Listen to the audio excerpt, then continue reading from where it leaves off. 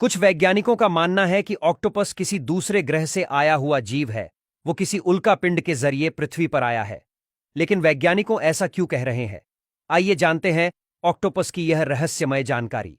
Octopus के 8 हाथ होते हैं और हर एक हाथ में अलग अलग न्यूरॉन्स होते हैं, जिससे इसका हर हाथ खुद से अपना निर्णय ले सकता है कि उसे क्या करना है।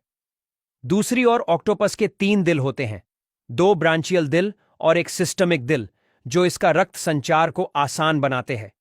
अगर ऑक्टोपस के 2 ब्रांचियल दिल में से एक दिल काम करना बंद कर दे, तब भी वह जिंदा रह सकता है। लेकिन अगर सिस्टमिक दिल काम करना बंद करे, तो वह तुरंत मर जाएगा।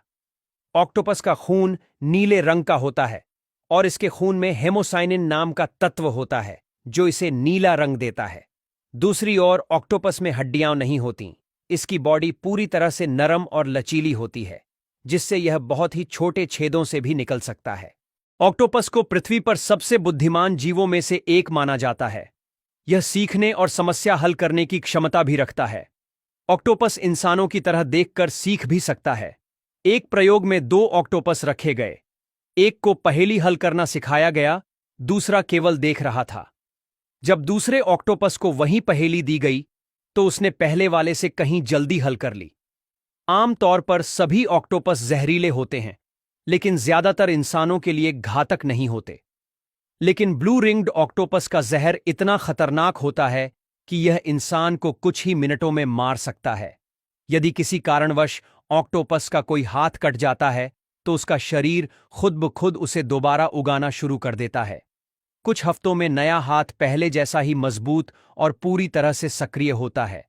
ऑक्टोपस के शरीर में एक विशेष ग्रंथि होती है, जो स्याही को स्टोर करके रखती है। जब ऑक्टोपस किसी खतरे में होता है, तो यह ग्रंथि में से तेजी से स्याही छोड़ता है।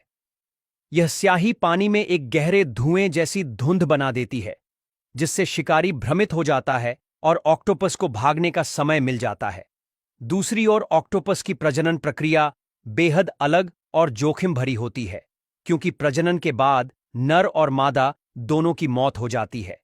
जब प्रजनन पूरा होता है, तब ऑक्टोपस की कई प्रजाति में मादा नर को खा जाती है, जिससे मादा को अंडों देने के लिए विशेष ऊर्जा मिलती है। दूसरी ओर जब मादा अंडे देती है, तब वह अंडों की देखभाल में इतनी व्यस्त हो जाती है कि खुद खाना पीना भूल जाती है, जिसके चलते ऊर्जा की कमी की वजह से मादा भी मर जाती है।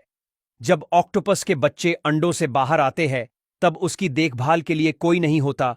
वो अकेले ही अपना जीवन शुरू करते हैं। लेकिन कुछ वैज्ञानिक क्यों कहते हैं कि ऑक्टोपस दूसरे ग्रह से आया हुआ जीव है? दरअसल कुछ वैज्ञानिकों का मानना है कि ऑक्टोपस या उसके पूर्वजों के अंडे किसी उल्कापिंड के जरिए पृथ्वी पर आए थे। जब उल्कापिंड समुद्र में गिरा, तो इन जीवों ने वहां जीवन शुरू किया।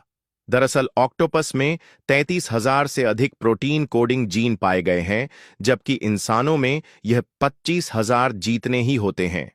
ऑक्टोपस के डीएनए इतने अलग हैं कि यह पृथ्वी के अन्य जीवों से बिल्कुल अलग लगता है, जिससे कुछ वैज्ञानिकों का मानना है कि यह किसी उल्कापिंड के जरिए पृथ्वी पर आया होगा। लेकिन अभी तक इसका कोई ठोस प्रमाण नहीं मिला है।